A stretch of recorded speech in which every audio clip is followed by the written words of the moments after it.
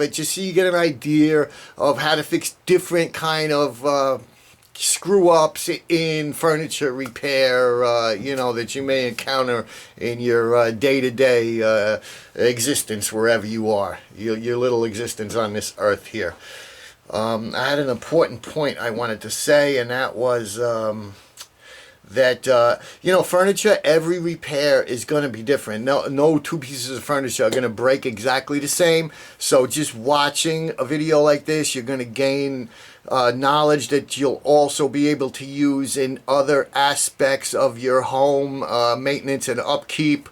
Things such as tool selection, hand-to-eye coordination, different types of gluing skills that you may. I mean, you've already learned when you glue a piece of wood, you have to clamp it. You just don't want to leave goppy glue on it. And you also learn that you got to wipe up the excess so it doesn't. I don't even know why I get involved in this stuff sometimes.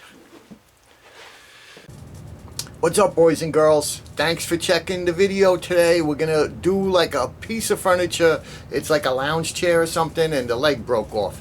It's probably like a 50-year-old piece of furniture.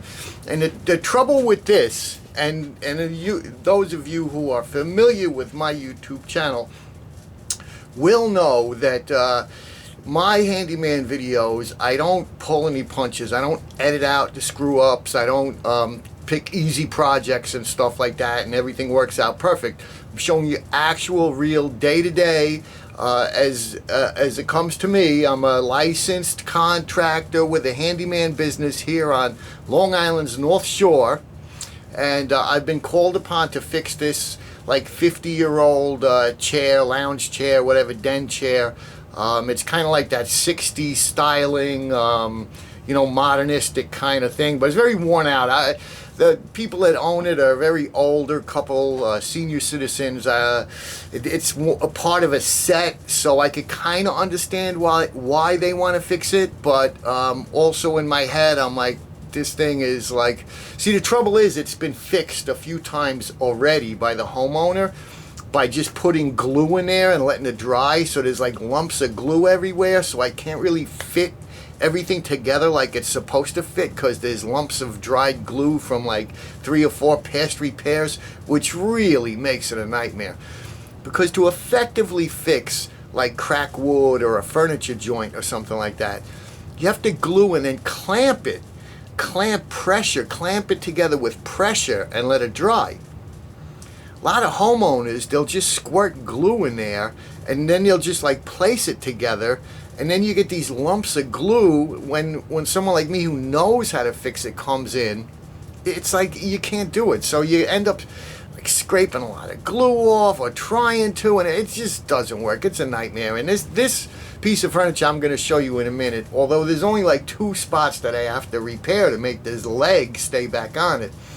It's been fixed a lot of times. And another thing that homeowners do is they'll use like any kind of glue that they find in the drawer in the kitchen. So, you know, you'll have like caulking, you know, like clear caulking, or like crazy glue, Elmer's glue, wood glue, that like plumber's goop glue and stuff like that. Oh, it's a nightmare. So anyway, this thing's got a couple of past repairs on it. For instance, excuse me. I'm back. Now I'm going to adjust the lighting a little bit. I've taken the autofocus off, so if I like point my fingers around, the camera doesn't jump in and out of focus and drive you guys crazy. But I have it set on like 1 meter, but perhaps I'll just do a quick edit here and let me reset the manual focus closer to you guys. Alright, great. I've set the manual focus for like 0.2 meter, which I think is right about here. So, alright, so take a look. This is like the leg, alright, as we jump out of focus. So this is the leg of the chair. I'll show you the chair in a second. But for instance, like here's a couple of broken dowels, but you could see all of that lumpy glue in there, that these past repairs. Now, if you can catch the angle, you can see it's cracked, and he just like, I mean, I would have like used a paintbrush. I would have pushed this crack out a little bit. I would have used my fingers in a paintbrush and got all kind of glue in that crack. And then I would have clamped this back where it's supposed to be, wiped up the excess glue, and you never would have known it was cracked. Now, because there's lumpy glue under there, this crack, which totally weakens this wood, which is a very important part of the joint. Oh, I don't even know why I'm doing this. And then, all right, so this is, now I've spent some time here already chipping and scraping the old glue lumps off from his past repairs. There was a cracked dowel here, which I cut off, excuse me for a second, which I cut with this very fine Japanese style carpenter. So I cut that dowel level. The other end of this dowel is in the other part of the furniture. I'll probably use that as a guide. But all of this lumpy glue, and you can see he didn't even wipe it off when he did it. And so, you know, that just makes me look bad when I come in because I'm going to fix it nice. But then there's all this dried glue that I'm not responsible for, and yet it's there. So thank God they're old and they can't really see too good. All right, well, here's the chair, right? Here's the back of the chair. Here's the part you sit. And look at this upholstery. I mean, seriously. And then he's like, oh, we're going to get it reupholstered. I'm like, yeah, right. Okay. There's like stains on it and stuff. But anyways, part of it's set. So, all right. So anyway, so the broken leg is off of, goes like over here, right? Okay. That's just to orient you guys. Now let me show you. And of course, to look professional, you always got to tag your repairs. Alrighty, guys, so I flipped it up. This is the bottom. Oh, look at that dust coming out of there. So this, all right, here's the other end of that one dowel that I'll probably just use as like a, to help me place it. But there's the stump of the other dowel that I'm probably going to either chisel or trim off with that little Japanese saw. Look at all the glue in here. Oh, my God. But anyway, so we're going to try to get this in position there. And then we'll try to clamp it as best we can. And maybe I'm going to get in here with a Countersink drill bit. And we're going to put some like 1.5 inch drywall screws through this into the frame of it. The other end, wood that was poorly repaired, we're going to try to get into position. And I don't know what I'm going to do with this, but maybe I'm going to cut these flat or chisel them flat and try to drill them out and put some new dowels, or else I'm going to just get it into position and then countersink through this side of the leg into this with like a 3-inch drywall screw and just clamp it and drive my screws in and then paint the screw heads like brown to match the leg of the chair, and hopefully it's not noticeable. But I mean, I told him when I picked it up, I was like, this thing is not because of the past repairs, you know, don't get your expectations up. But I mean, I'll get it so it's strong and people can sit on it, but it's the look part that I'm worried about, because again, it is pre-existing cracks that I could put some touch-up stain in there and maybe make them disappear. Alright, anyway, we're going to go over this, guys. Where are the toddlers? Any of these little scratches we're going to get with touch-up stain. Now we have these stumps here. This whole story is about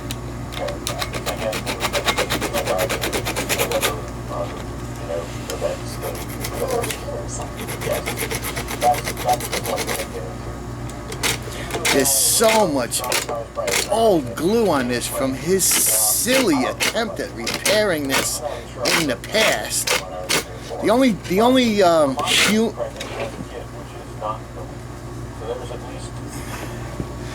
we're attempting to cut these dowels flat. There's so much old glue on this from his silly past repairs where he just screwed it up. He would have been better off not trying. The only humor I can see in this situation, besides me taking this job on for what, I'm gonna get like $150 for this nightmare, and then I'm responsible for it. The only humorous part I could see is that he fell on his ass when the leg collapsed. It took like 3 people to get him up. Okay, so let's just like trial fit this.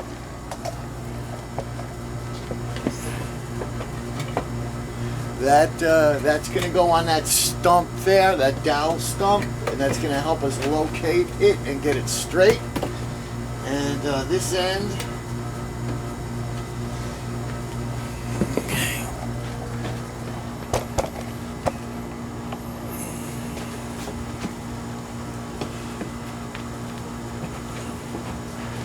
The value of what I can charge in this repair and reasonably keep these people as customers without them feeling like I'm taking them for so all of that, you know, figured out. You know, I think my best option at this point is to at this point, all right, glue it, clamp it, but then through this hole here, countersink 2 into the frame with 1.5-inch drywall screws.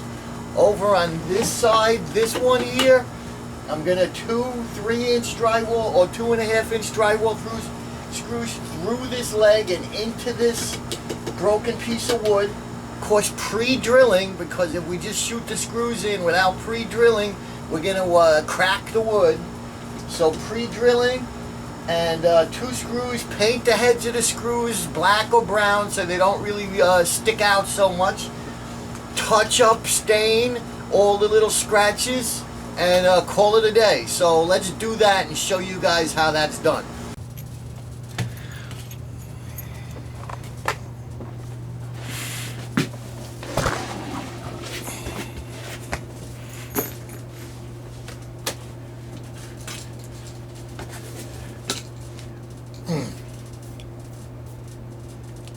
Okay. So the plan is, everything's kind of roughed out in place. It's not glued yet, but we're going to put wood glue, and we're going to use the brush to get it in all the little holes and everything we can. We're going to clamp with a big clamp. We're going to clamp this leg. It's kind of tough because there's a cushion on the back side, but we're going to clamp it up as far as we can up there. We're going to put a big C-clamp over here. We're gonna sneak in with a big C-clamp over here and clamp it here. Then we're gonna pre-drill with a countersink drill bit, which I'm gonna show you real quick here. Something like this is a countersink drill bit, okay? Which opens up a little place for the screw head after it's driven in, but it also clears out the wood so we don't split it when we put our screw in. So I'm going to sneak in here with the countersink drill bit. We're going to put 2 1 3/4 drywall screws from the back side into the frame to hold this leg. Then we're going to countersink drill bit through this side of the leg into this cross. Okay, right in with the countersink drill bit. We're going to put 2 3-inch drywall screws, and the other side, we're going to do the same thing. We're going to countersink drill bit. Of course, I'm going to, this is adjustable as far as the depth of the drill. I'm going to make it as long as it can for the long screws. We're going to come through here and here, into this cross piece, and 2 more 3-inch drywall screws through there, gluing all the joints, okay, and then the screws are going to pull it together just like a clamp. We're going to wipe off the excess glue with a damp rag, maybe with a little all-purpose cleaner sprayed on it. A couple of times we're going to wipe it off till all the excess glue, because as we screw and clamp, it's going to squeeze out the glue. We're going to get it all off. The heads of the screw, I'm going to brown spray paint before I put them in. Brown spray paint so they match the brown wood. And then any scratches, when we're done, we're going to use a touch-up stain marker to cover up any scratches that I have made or any scratches that were already there, so it kind of looks good. And that's the general plan. So I'll kind of try to show you on the video real quick what we're doing as we go along. But that's the plan for this piece of furniture. The screws is what's going to make this deal. And the glue is going to help. and the screws will hold while the glue dries. So, you know, it'll all work out in the end, I hope, and it'll support this guy's rather large posterior the next time he sits on it. Some brown spray paint, so all of this is gonna work out just fine. Guys, real quick, I spray painted the screw heads, and I just made sure when I was holding the can that I got the edges of the screws, and as well as shot it straight down to get into the cross of the top of the screws, and just the heads is all we're looking to paint. So, and here's a neat little spray painting trick for you. You always want to shake your can well, you know, like 100 times or something. But when you're done spray painting, and real quick, you want to like keep the can moving. You never want to hold it in one spot. Keep the can moving and get it about a foot away from what you're painting, and you should get good results. But when you're done, hold the can upside down, like against a piece of scrap cardboard or the inside of the garbage can or something, or just into the middle of the air, and spray the paint. I'm not going to paint the camera, don't worry. Spray the paint for like a couple of seconds, and you'll see like paint coming out, and then all of a sudden it'll just be like air coming out. That means you've cleaned your spray tip, so now you can put it away for months and months and months and come back, and it's gonna work. It's not gonna be clogged up. So turn the can over, push the button to clear it, and then you can put your can away, and you know you're not gonna waste a whole can of spray paint, because you're just gonna use it once and it's gonna dry up in the tip, and you know what I mean? Okay.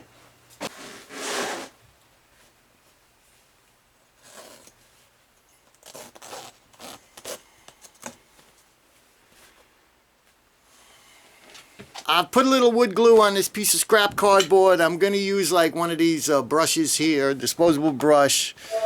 And we're going to work on this joint first. So I've opened up a little area that I could work. And we're just going to liberally coat. Because remember, we're going to wipe off any excess glue. So at this point, we can really like gop the glue on. Okie dokie, and then we're going to glue the, also apply glue to the other half, to both halves of the joint you're going to do. And make sure you get it in all the, everywhere you can. In that dowel hole is a good idea, all over here. And remember, and I'm going to show you real quick, when this is inside and clamped, our 2 drywall screws, those 1.5" drywall screws, are going to go here and here. So it's going to be a little hidden spot, so I want to show you now. So once that's in, the screws are going to go here and here into this wood frame here that we just put the glue on. So let's kind of get this thing in position with the clamp as best as we can. And I want to make sure that it's like this leg is lined up with that leg, and that it's flat against where it's supposed to be. So if I have to reposition things, I'm going to do it now, because once those screws are in, oh, that's nice. That's the perfect spot. Now, guys, here is our Countersink drill bit. Okay, this is the one we're going to use. Paying attention to the diameter of the drill bit, I've loosened up that Allen nut there, and I could put this to the right length and then tighten that up. This is just for example a thinner one, but that would be too thin for this screw and still may cause the wood to crack if we use the thinner one. So we're going to use this one, and what I want to do is be careful that it's the right length for the screw. So I'm going to hold the screw even with like where it would countersink, and bring the bit out just to like as long as the screw, and then tighten it up.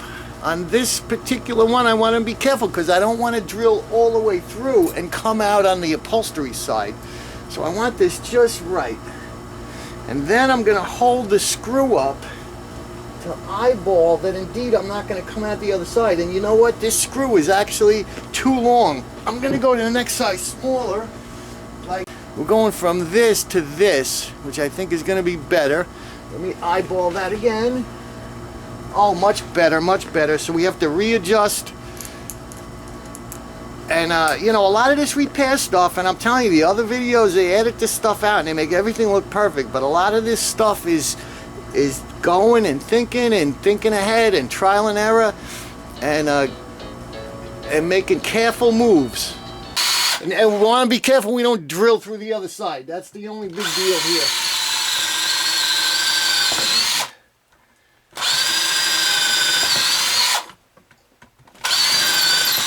Okay, there's one. Let's get a screw in there. Keep everything straight while we drive the second one.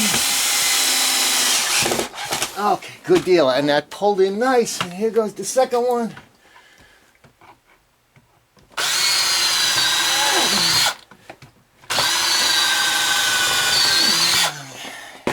Now these are going to be hidden when this, these are not visible ones. Oh, perfect!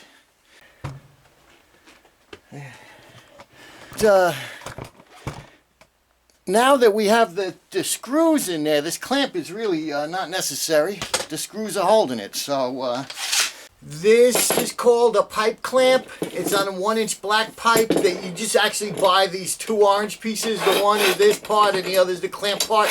And then you buy a piece of black pipe and you put it on that. So we're going to use this to clamp across this span while we're going to put those screws that I was talking about from the outside in. First we're going to apply some glue. And now this is going to be visible section of this repair. So we're going to wipe down any glue that squeezes out. This joint here is going to be visible, so we're going to want to wipe down any visible glues that squeezes out. So carefully we're moving this aside. We're going to apply plenty of glue just for effect. Back into position. Carefully. And I could kind of tell where it used to go from the paint marks or the stain mark and the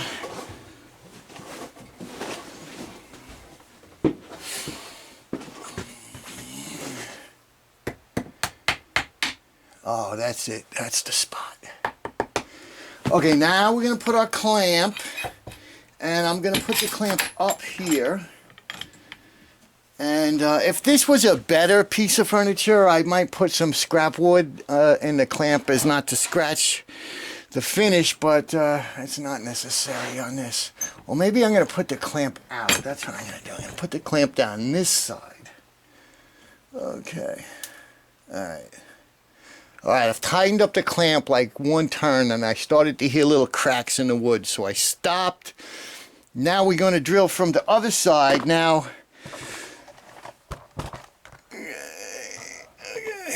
alright, now what we're going to do, because we got those long screws, we got those long 3-inch screws we're going to use. So I'm going to adjust this Countersink drill bit to the longest it could go and still grip with the locking nut there.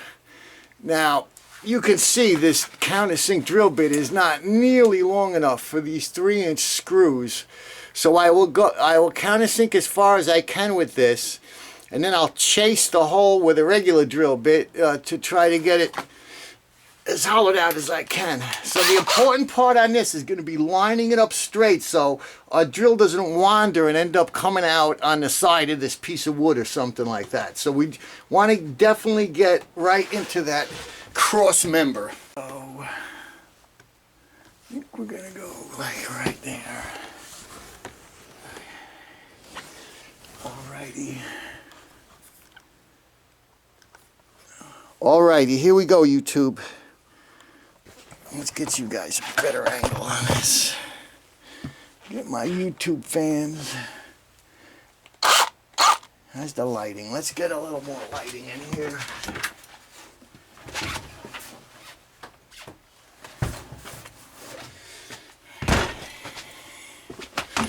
Okie dokie.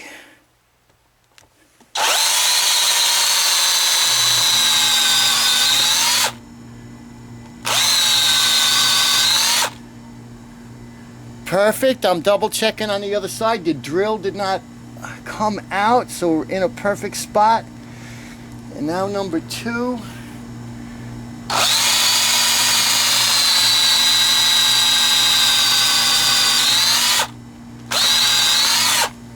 Perfect, perfect. We're gonna put our 3-inch screws in that we've spray painted brown to match the wood. One thing I'm going to wipe, I'm gonna rub, this is beeswax, and it helps get these long screws into wood. It just makes them glide right in. So I'm gonna wipe my piece of beeswax. You could use a crayon, you could use a bar of soap, you could use candle wax, you could use beeswax. And I'm gonna go slow because I'm listening. If any wood starts cracking, I'm gonna stop and reassess the situation.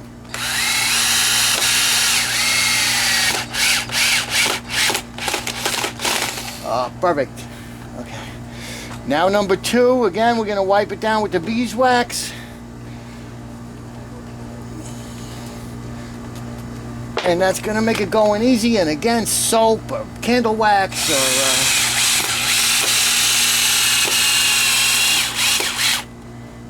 perfect.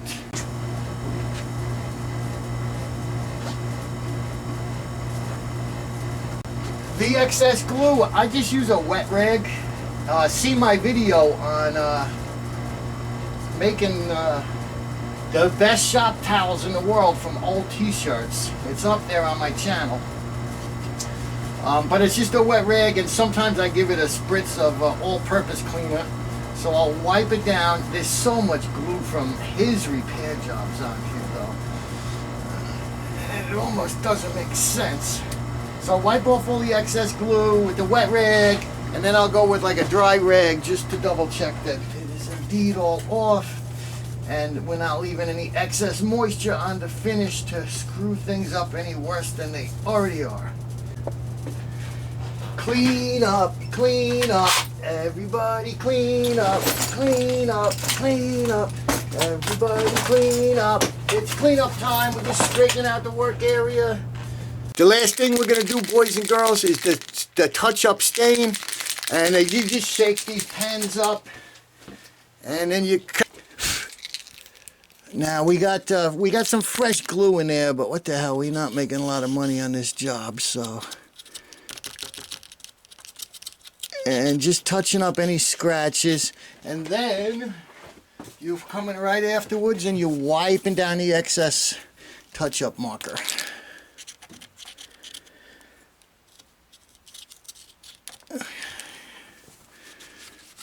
Now here's my 2 screws I painted brown, and we're gonna go with the touch-up marker just to catch the wood and any scratches that we see. We're gonna catch them while we're here.